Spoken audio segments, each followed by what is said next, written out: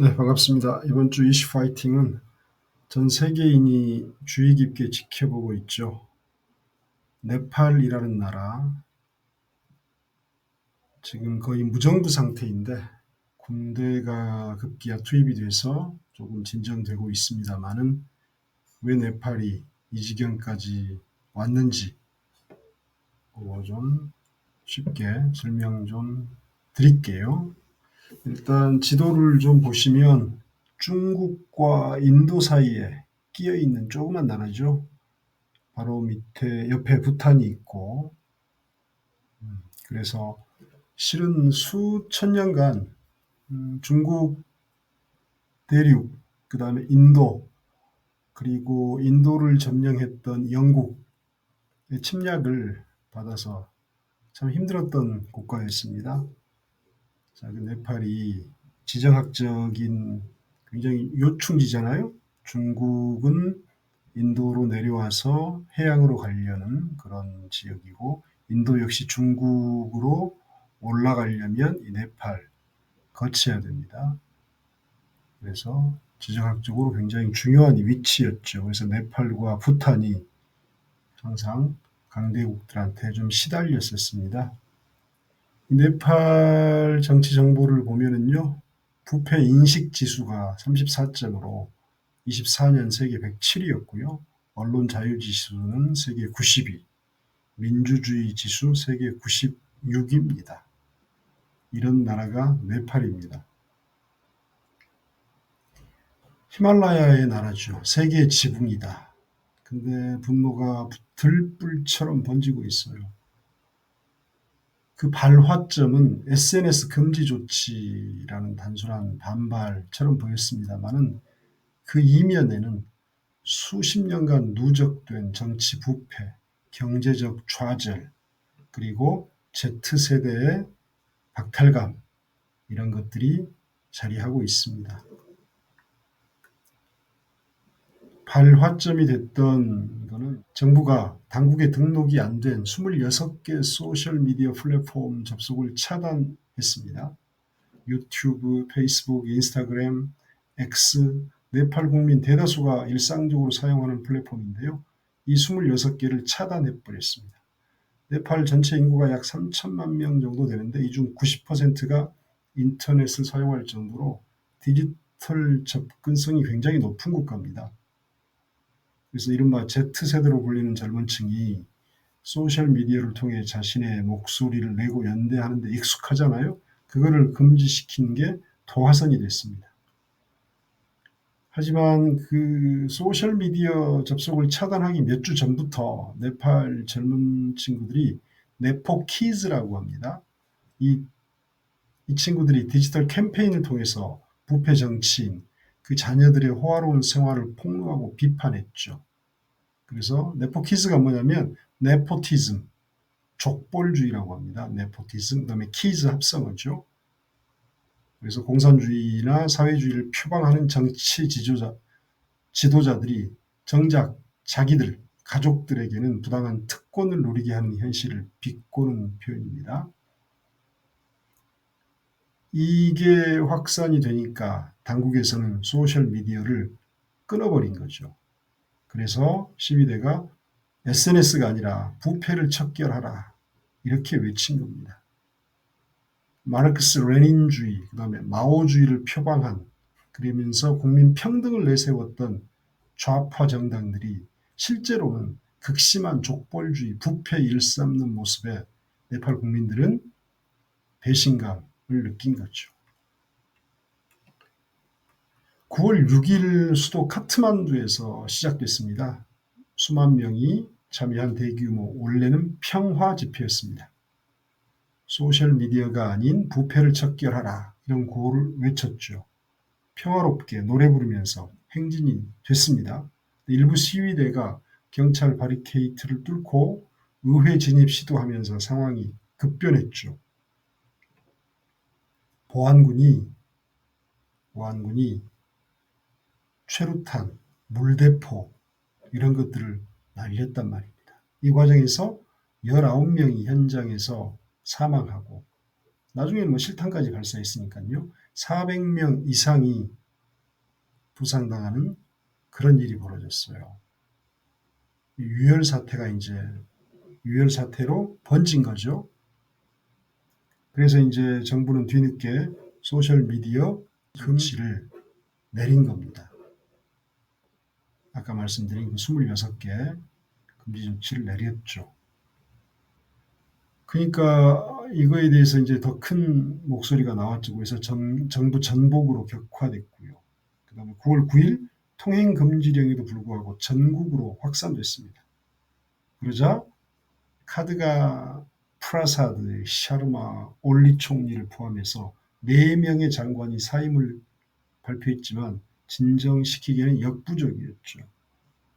시위대가 대통령 관저, 총리 공관, 국회의사당, 대법원, 경찰청, 주요 국가기관을 습격하고 불태웠습니다. 그러자 람 참드라 파우델 대통령은 헬기를 타고 도망갔어요. 그게 전 세계 생중계가 됐죠. 그리고 전직 총리 부인이 화상 입고 사망했고요. 부총리가 시위대에 구타당하고 알몸으로 끌려다녔고요. 교도소 습격해서 900명 넘게 수감자가 탈옥했고요. 9월 10일 정부가 사태 수습을 위해서 군 병력을 투입해서 차츰 소강 상태에 접어들었습니다.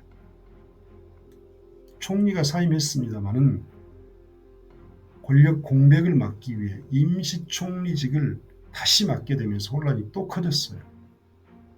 그래서 군부가 무력 동원 플러스 시위대 대표와 임시 내각 구성 방안을 논의하면서 정치적 중재자로 등장했습니다.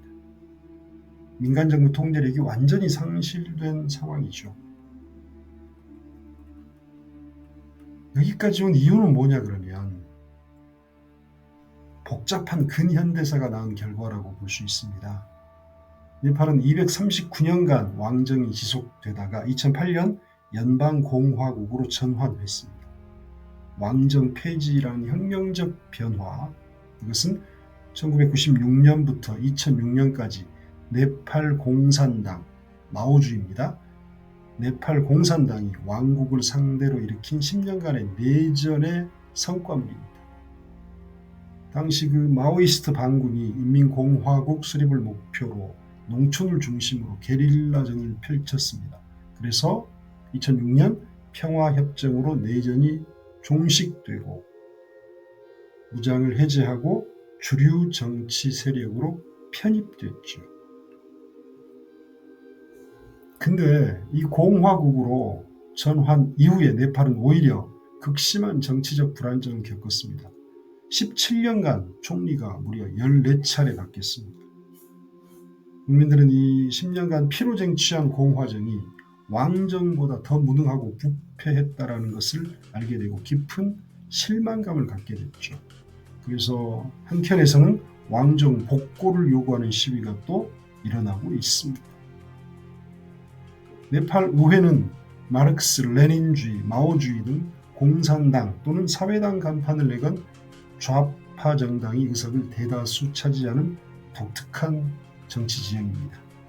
그래서 겉으로는 평등, 인민혁명 표방했지만 극소수 특권층의 권력 독점이 부패를 만들어냈죠. 그래서 그들의 자녀, 네포 키즈, 이 친구들의 부와 사치 과시가 SNS에 공유되면서 촉발이 된 겁니다. 이번 시위로 사임한 올리 총리 역시 네팔 공산당 원로죠. 총리직을 4번이나 17년 동안 역임했던 인물입니다. 근데 부채 상환 문제, 중국과 협상, 경기 회복 외쳤는데 부패 의혹이 제기됐죠. 그래서 좌파 정권 부패 문제 상징 사례가 돼버렸습니다. 젊은이들은 실망감, 허탈감, 분노를 안겨주었죠.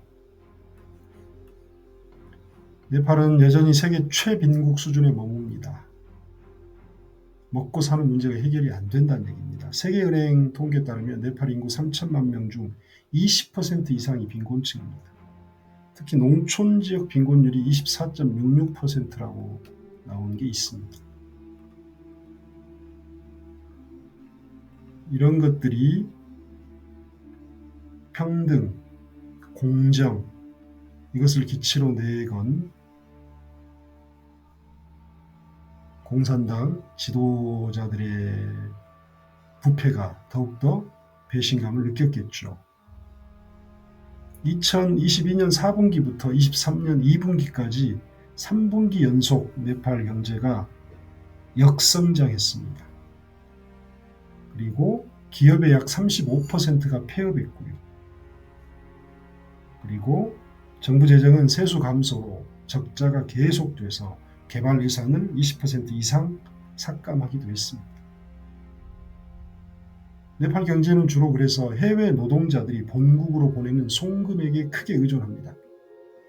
이 송금액이 네팔 GDP의 26%를 넘는 수준입니다. 네팔 경제의 생명줄과도 같죠. 이런 해외 노동자들한테 소셜미디어는 타지 생활에서 가족의 안부를 묻고 소통하는 유일한 창구이고 실질적인 금융 소통 수단입니다. 근데 정부가 SNS를 금지한 것은 이런 언론 통제를 넘어선 거죠. 국민들의 생계와 소통을 끊는 민생 파탄의 폭력으로 인식될 수밖에 없습니다. 우리나라에도 네팔 근로자들이 굉장히 많이 와 있습니다.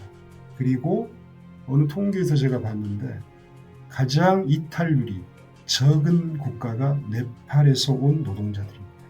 그만큼 순수하고 일 열심히 하는 그런 사람들인 것 같아요.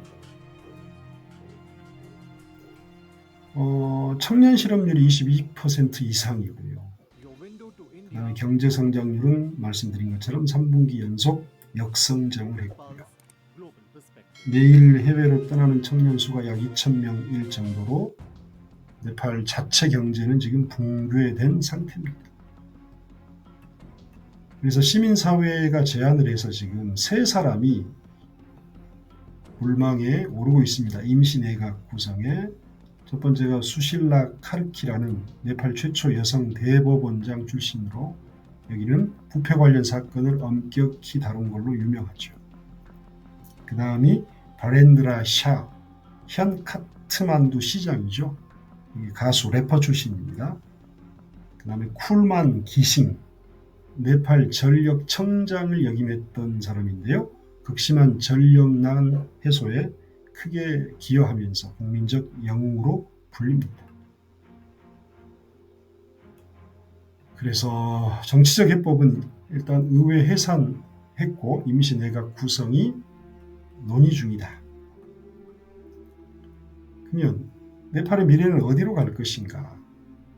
단기적으로는 군부의 중재를 통해 임시 내각 구성하고 무너진 민생을 수습하는 것이 급선무입니다. 더 중요한 건 장기적 과제겠죠. 근본적인 부패를 척결하고 국민 신뢰를 회복하는 새로운 정치 시스템을 구축해야 됩니다. 이것을 위해서는 국민이 원하는 정치 세대 교체를 실현하고 고질적인 경제 문제를 해결하는 성과를 내야 될 겁니다. 네팔의 미래는 지금 이 순간에도 격렬한 혼란과 불확실성 속에 놓여 있습니다. 더 나은 미래를 향한 젊은이들의 간절한 희망이 폭력 시위로 번졌고 총으로 진압하는 과정에서 사망자가 많이 생겼습니다. 네팔이 길고 고통스러운 과도기를 성공적으로 극복하고 새로운 희망의 길로 나아갈지 지켜볼 일입니다. 네팔 젊은이들의 용기를 지지합니다. 이번 주 이슈 파이팅은 네팔에 관해서 정리해 드렸습니다. 감사합니다.